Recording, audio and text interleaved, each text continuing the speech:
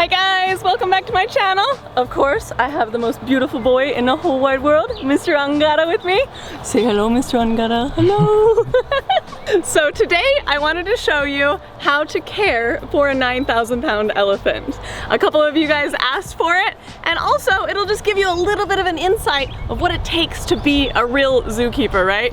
You have got to work out, and I'm gonna show you in a minute why. Let's go. This is what a 9,000-pound elephant eats in a single day.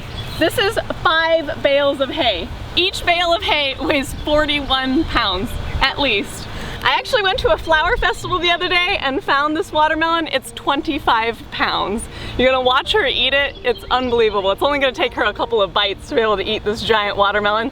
So she eats at least 25 pounds of raw fruits and vegetables a day. That could be apples, carrots, bananas, sweet potato, anything that we have, dragon fruit, who knows. And then she has these different kinds of chows. This is kind of just like a regular sweet feed.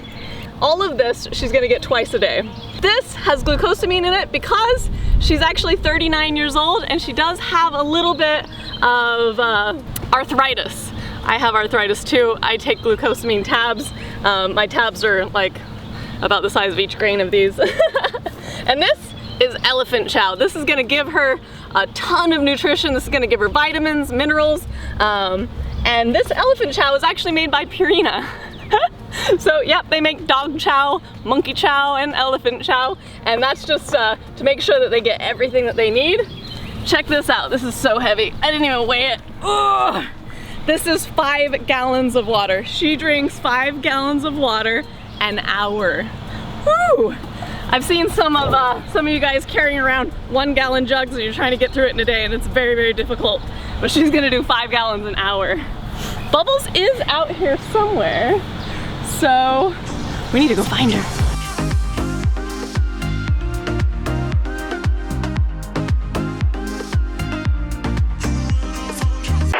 Hey guys, I wanted to bring you out to see the woods. We actually have access to 500 acres where Bubbles gets to just roam around and forage. I'm gonna show you if I can find it, what her favorite tree is.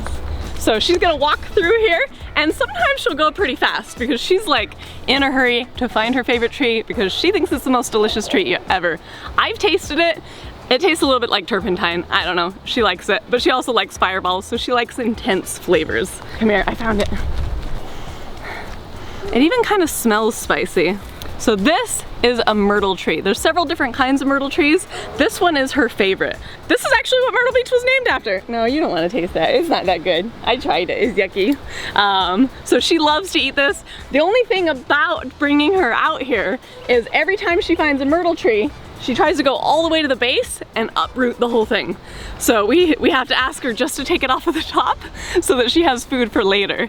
If you leave an elephant in the same area, so basically in the wild, if they get stuck in an area because they're surrounded by people, they will actually destroy that entire area faster than humans do because she has to eat all day, right? So we have to tell her, only take from the top, okay, move to the next tree, and that way, look at this.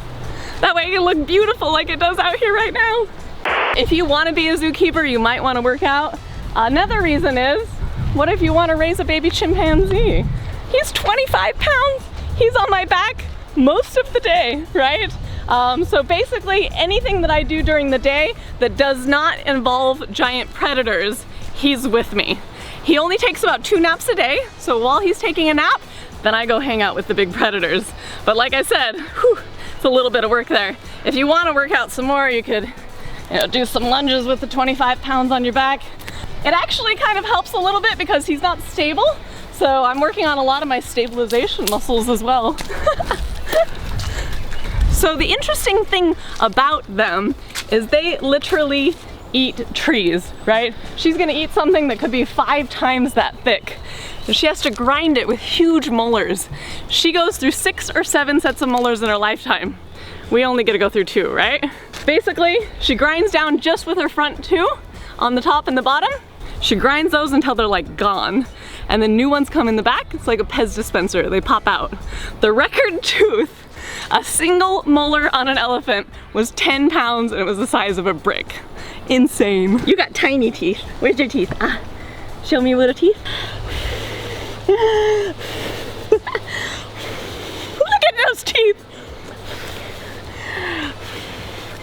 tiny little canines in there. Bubbles kind of has a canine, I guess. The tusk is actually an incisor tooth. And that is a tool that they use. Of course, they've been hunted for their tusks forever, which is completely insane and I hate it, but something interesting has happened. When the poachers went in to kill them, they only took the biggest ones with the biggest tusks. They left males that didn't have tusks. Those males maybe never would have reproduced in the past, right? But now they're the only ones left. So now, female elephants are reproducing with those, and today, 35% of all elephants born in Africa are born without tusks. 75% of all Asians are born without tusks. If elephants can hold on long enough, they're gonna save themselves. Yes! Do you wanna go find Bub Bub? Let's go find her. Okay, so one thing that we do about 4 times a week is we dry brush her. I use this. I dry brush myself all the time. Not as much as we dry brush her. I'm not selling anything. If you want to see what dry brushing is about, just Google it. For her, it really just kind of cleans her up. Look at all that coming off. So the reason why she's got so much dirt in there is because after she swims, she will cover herself in dirt. That acts as insect repellent and sunscreen.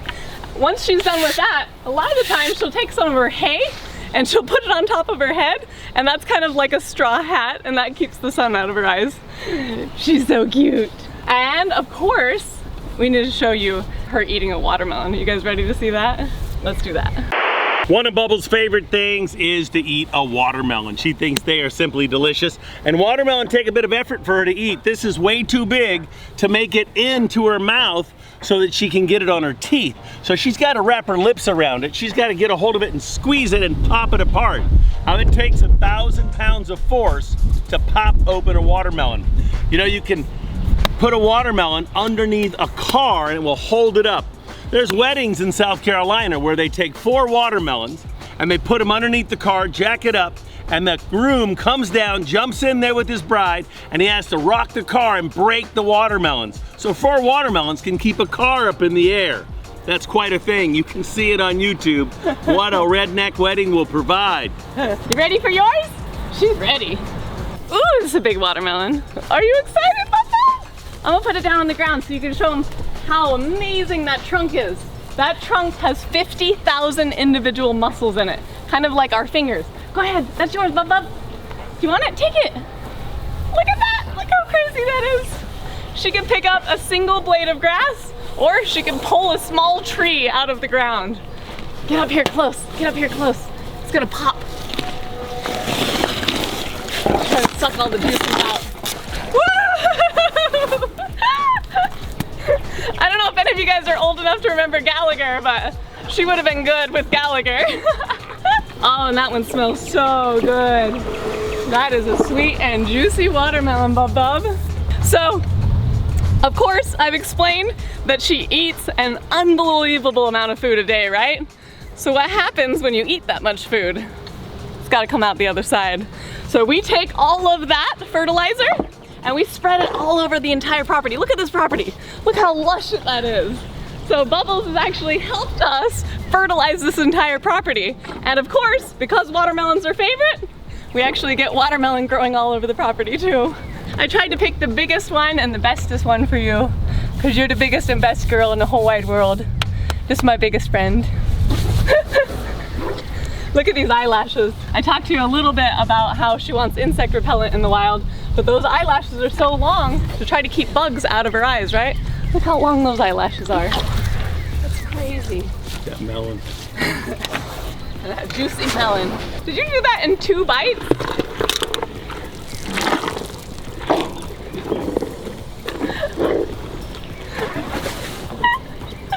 I think she ate that in 2 bites.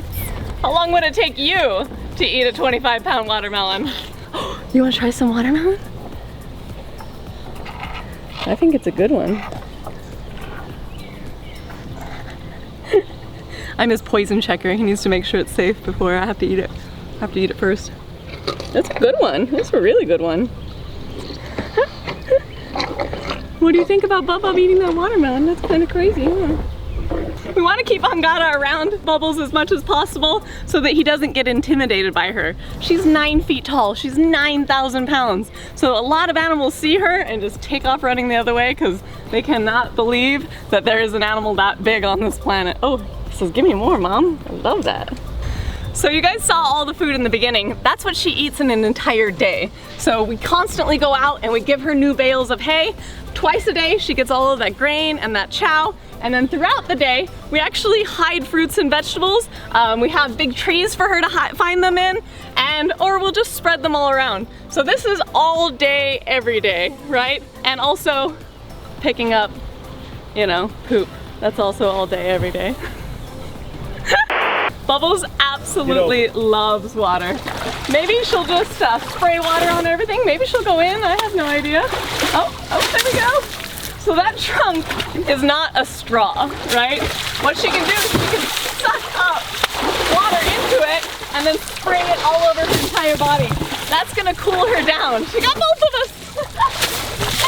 Another thing that cools her down is her ears. Woo! I guess we're in the splash zone. You see, she's moving those ears back and forth. She's putting that cold water behind those ears. She has a ton of veins back there and it acts like a radiator. So as soon as she pulls that blood down in her ears, it's gonna go through her entire body and that's gonna cool her down. Did I teach you something new? If I did, comment down below, let me know. I hope you guys enjoyed watching this video as much as we enjoyed making it. If you liked it, like it, comment, subscribe if you haven't already. And remember, stay wild.